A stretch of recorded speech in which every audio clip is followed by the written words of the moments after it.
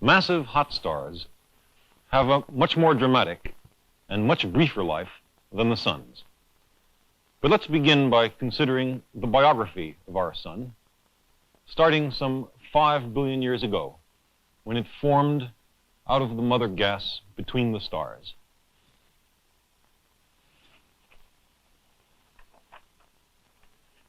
Release of gravitational energy makes the star gradually hotter as the material falls in. But that capital of energy does not last very long. The reserves of nuclear energy do not come into play until at the very center, hydrogen begins to react, or burn, as we say loosely, to make helium. Its radiation is produced at the center and wanders to the surface. This is how the sun is now, halfway through its active life. But eventually, it will run out of fuel.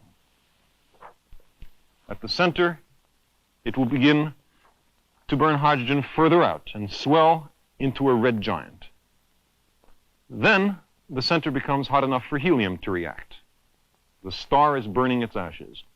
It suddenly readjusts itself before starting to grow again. In this phase, the sun will swallow the Earth. It's short of fuel now. The surface layers are then blown off to form what we call a planetary nebula. But the rest of the star contracts to form a very small and hot white dwarf. Burnt out, with no energy supply left, it simply cools down. After billions of years, it simply becomes a pile of dead ashes. Now, let's consider a more massive star. Let's say a star 15 times more massive than the sun. It begins its life roughly the same as our sun does, using gravitational energy to heat its interior. But gravity keeps its insides much hotter. It expands itself 60 times faster than the sun does. And as we'll see, it eventually gets hot enough to make much fuller use of the possible nuclear fuels. The immense heat released originally by collapse under gravity is quite quickly radiated throughout the star. The surface becomes very hot. The star eventually begins burning hydrogen in a large core for most of the star's lifetime. But when hydrogen fuel runs short, nuclear burning of heavier elements begins. First helium, forming carbon and oxygen, which are also burnt. Then neon, magnesium, silicon, eventually forming iron, which can't burn in nuclear reactions. The core suddenly cools, it collapses, and a supernova is produced. The outer body of the star is racked by a nuclear explosion and blasted into space. Astronomers have long thought that what is left at the end of such a nuclear explosion is a white dwarf, that very dense star we talked about before, with a density of a ton per teaspoonful. You may think that's dense enough. But it now appears that what may be left at the end of such an explosion is not a white dwarf at all, but a neutron star. A star with the incredible density of an atomic nucleus. It's, in a way, the world's largest atom. It's so dense that an equivalent density would be if you had compressed the Earth into a size about 100 yards across. To see why ideas are changing fast, we have to take up the story of the pulsar, the pulsating radio sources discovered in Cambridge last year. You remember that beat from the very start of the program? We were then on the island of Puerto Rico, where a remarkable radio telescope operated by Cornell University was picking up a pulsar. It's up here, 500 feet above the ground. Antenna gather the radio waves. To be a member of the very exclusive Pulsar Club, you need a big radio telescope. And here at Arecibo, they have the most sensitive of all. A huge dish 1,000 feet across, carved out of a natural crater. It picks up the beat of a pulsar. At first, all the astronomers could be sure about was that any ordinary star was far too big to produce such sharp pulses. At Arecibo, the pulsar work is led by Frank Drake. Observing pulsars is like listening to a Beethoven symphony. There is the rhythm of the pulses themselves, and within the pulses, a complicated pattern of notes, sometimes at one frequency, sometimes at another, just as in the melody of a musical composition. All of this gives us clues as to what the pulsars are. Certainly, they are very small stars, stars that have collapsed under their own gravitational pull to tremendous densities. 6 months ago, no one could connect the pulsars with any other object in the sky. The break came with this radio telescope, the Mills Cross of Sydney University, sited at Molonglo near Canberra. The antenna arms are a mile long.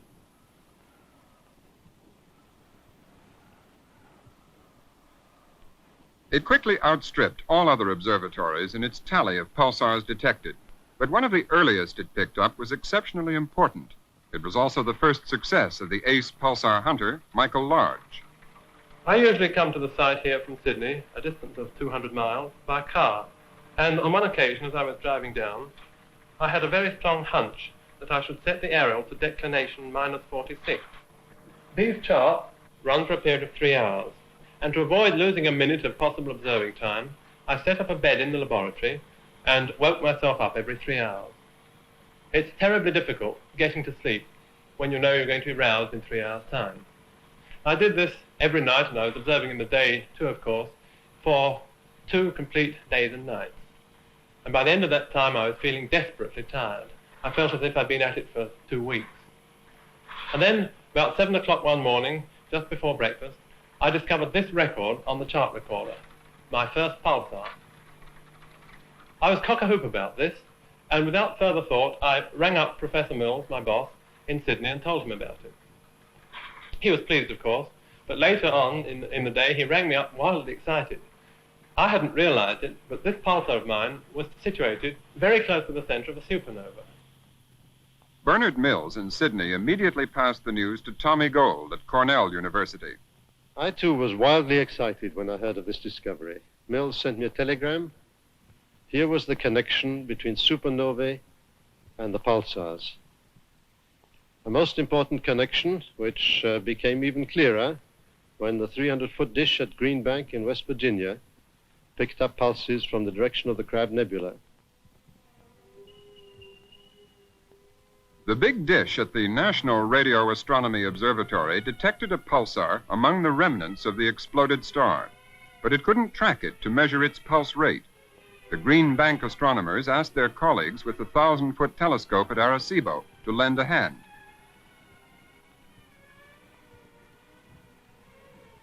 The radio astronomers at Arecibo had their own program for hunting pulsars. They quickly switched it to the pulsar in the Crab Nebula.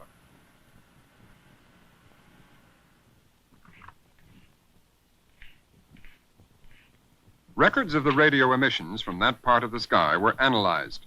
The pulsar was plainly much faster than any discovered before. That in itself was highly significant. Well, John, here's one that looks fairly reasonable. What are you trying to sell us this time, John?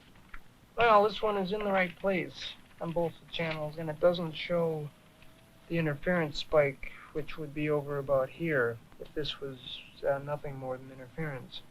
Which is the high channel here, John? The high channel is the bottom one. John Camella found that the object in the Crab Nebula was pulsating 30 times a second. A star of the most compact type already known, a white dwarf, could not perform so rapidly.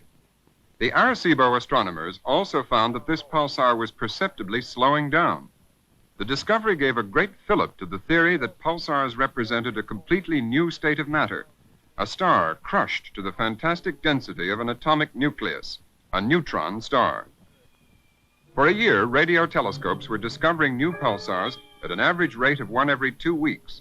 But all through 1968, optical astronomers tried in vain with giant telescopes to detect any visible pulses.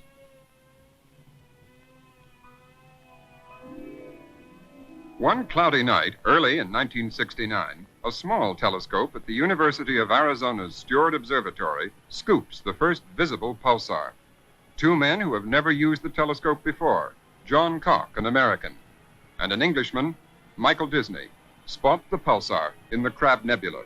The leader of the team, Donald Taylor, was absent that night.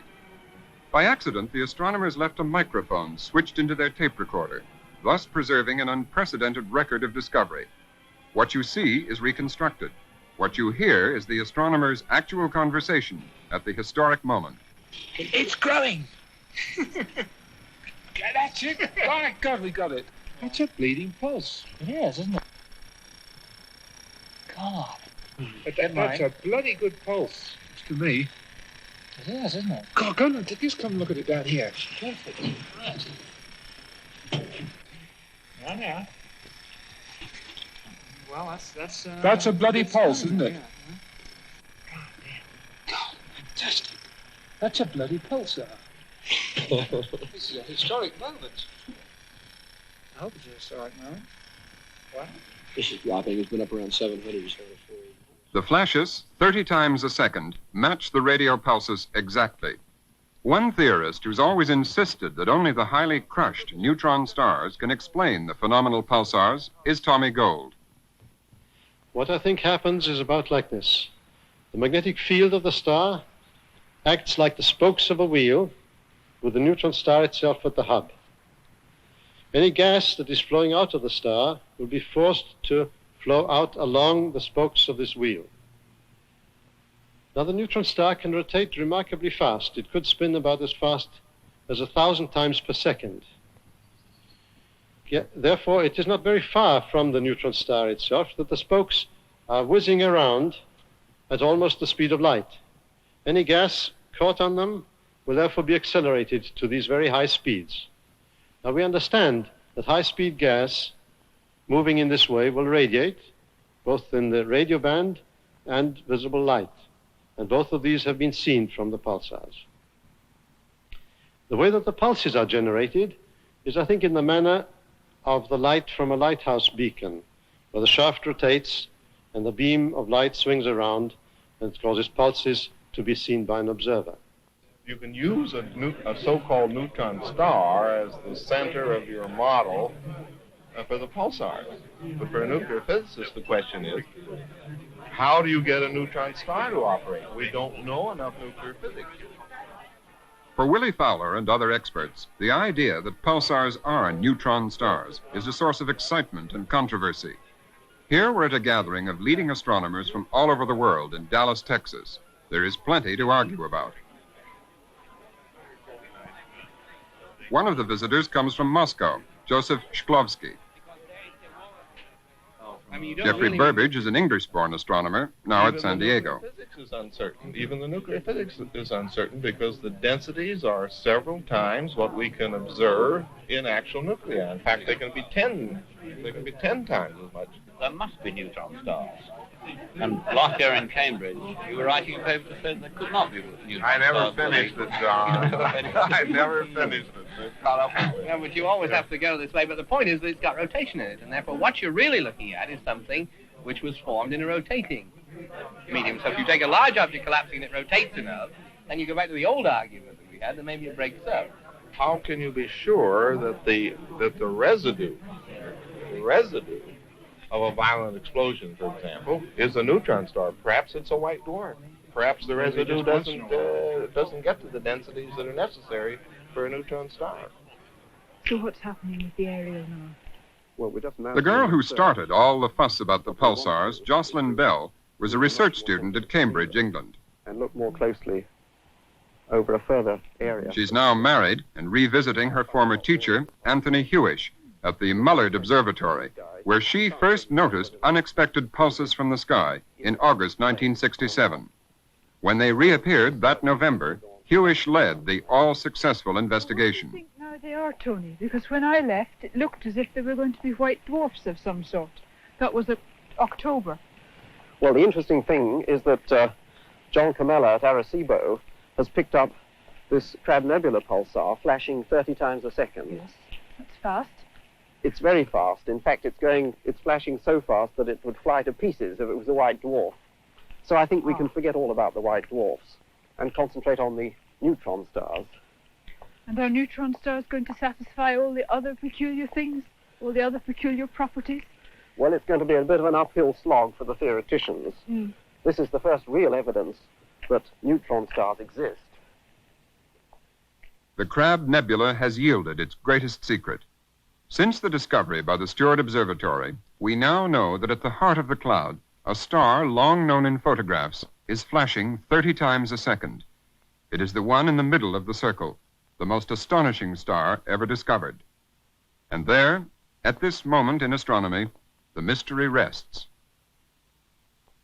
As your bright and tiny spark lights the traveler in the dark, though I know not what you are, twinkle, twinkle, little star. Such progress with pulsars in a matter of months is a remarkable success story for astronomers. The latest score is about 36 pulsars discovered. Astronomers dearly wish they could have made as good progress with even more astonishing objects. A profound mystery for 6 years, the quasars. And that's what we'll turn to next. It will take us out into the depths of the universe. The pulsars lie among the stars of our own galaxy, the Milky Way.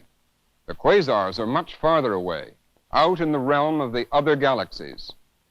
The galaxies are vast collections of stars that lie scattered in space and time, millions of light years, hundreds of thousands of millions of light years away. In other words, our telescopes are time machines. The light from distant galaxies has taken so long to reach us that we see the universe as it was billions of years ago. The farthest or oldest objects astronomers can see are quasars. They're visible across such great distances because they're unbelievably bright, much brighter than galaxies. Yet they're also much smaller than galaxies and look very like stars. They're quasi-stellar, star-like in appearance, which is why they're called quasars. They're perhaps the most violent events to be seen in the universe. But before we embark in earnest on that story and its implications, we're going to take time out for the next 10 minutes simply to accompany one of the great astronomers of our time as he goes to work at Palomar in the hills of California. A young Dutch astronomer was the first man to grasp the fantastic power of the quasars. 6 years later, he continues to investigate them. He's taken leave of his family to spend 4 nights at the telescope. Martin Schmidt.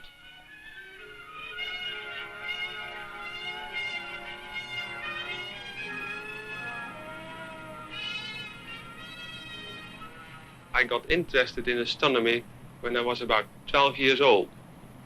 I have an uncle who is an amateur astronomer, and it was, I think, in 1942 that he showed me his telescope and a few objects like the moon, double stars, and a few planets.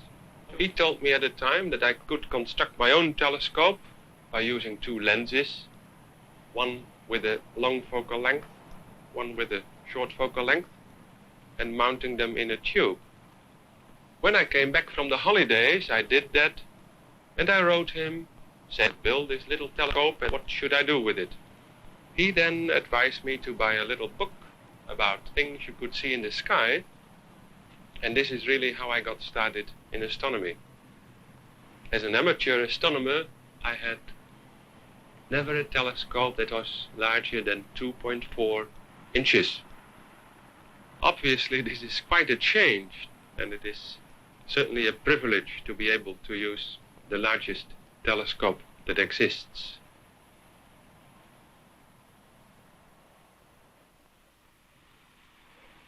Martin Schmidt is one of only 16 astronomers in the world who are privileged to use the 200-inch telescope regularly.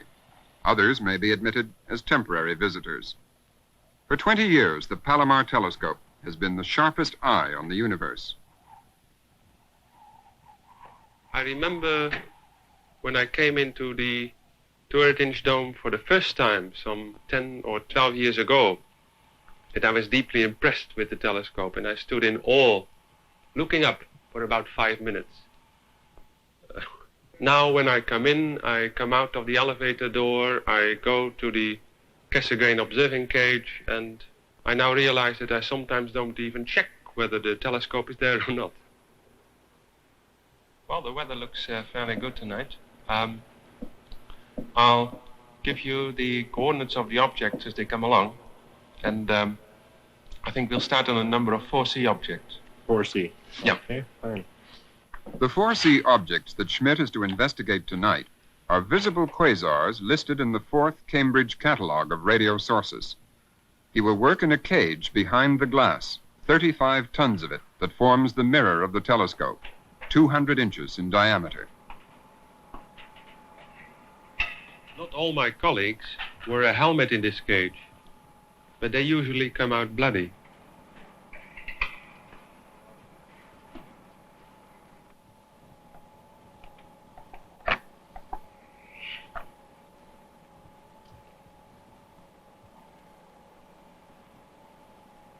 Schmidt is loading the camera. It'll record a smear of light from 8,000 million light years away at the edge of the visible universe. The cage contains electronic equipment. It greatly speeds up the work of the telescope by registering faint light more quickly. It cuts the exposure time for a photograph from hours to minutes. But the equipment is heavy. That's why it has to be mounted in this position, right behind the mirror, to disturb as little as possible the delicate balance of the great telescope as it swings on its mounting.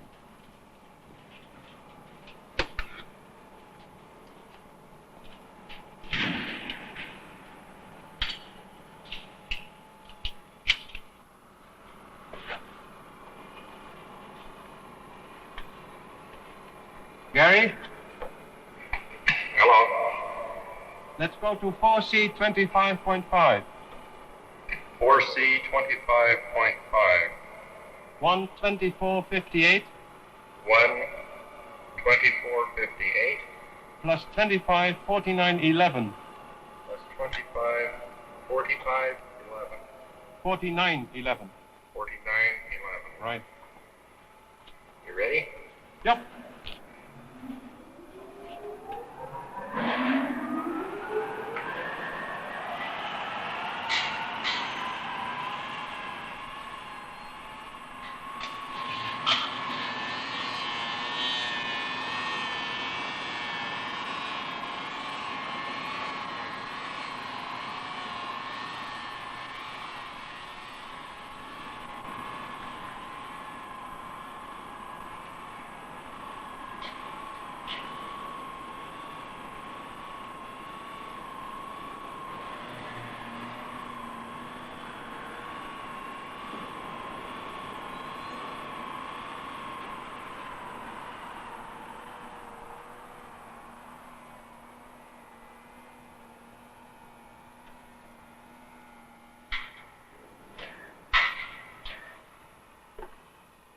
Even for Martin Schmidt, the ration of time on the telescope is only about 30 nights a year. He wastes no time.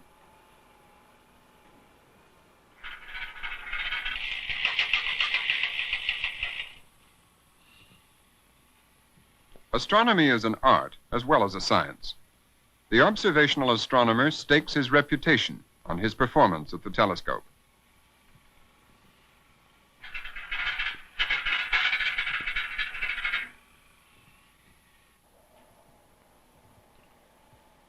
Gary? Yes, Martin? Let's get started on this one. 10 minutes, please. Fine, and you got away at 6:36. Okay. Skill as an observer is a matter of judging how to make the best possible use of complex and expensive equipment and how to interpret the results it yields.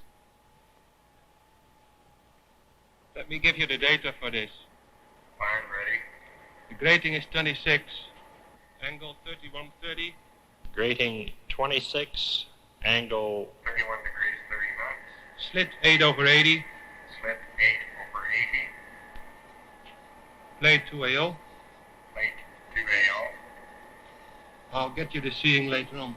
Fine, thank you. The great telescope is working uncomfortably close to the limits of its performance.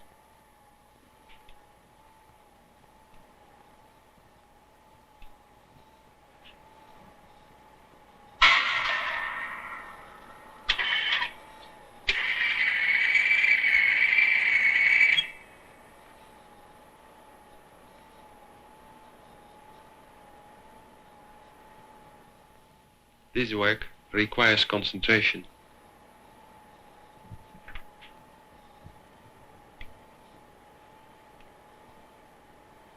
Scene looks pretty good tonight. No? I think it's about 3. The astronomer must watch, lest seeing conditions should worsen tonight, obscuring features in light that's traveled since before the Earth was formed. Gary, Yes. would you get me some music, please? KFAC? Yes, please. Just a moment.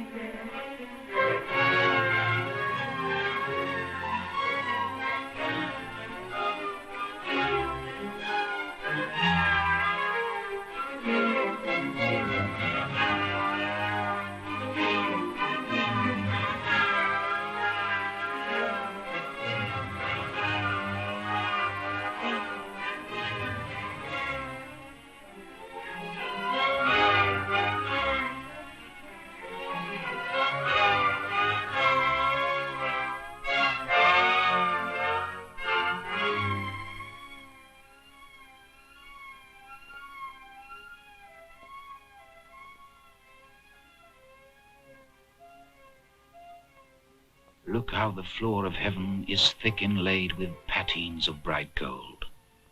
There's not the smallest orb which thou behold'st, but in his motion like an angel sings, still choiring to the young-eyed cherubims. Such harmony is in immortal souls, but whilst this muddy vesture of decay doth grossly close it in, we cannot hear it.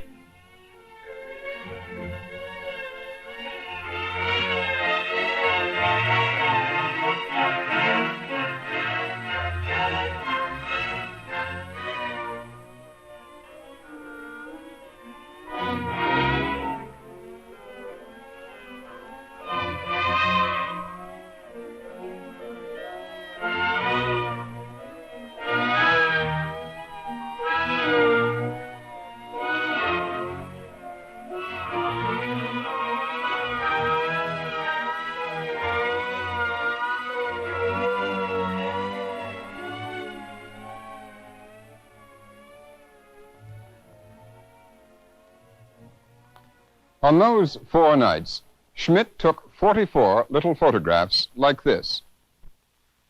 The light of quasars broken up according to its wavelengths. Behind me, you can see what's revealed on this tiny plate when seen under a powerful magnifying glass. 6 years ago, such a spectrum was a turning point in astronomy. Schmidt obtained it from a quasar, first pinpointed by radio astronomers in Parkes, Australia. Schmidt puzzled over the spectrum for 6 weeks. It made no sense. Then, on February 5th, 1963, he understood. He recognized a group of lines, but they were completely shifted to the red end of the spectrum. That night, I went home in a state of disbelief. I said to my wife, "It's horrible. Something incredible happened today."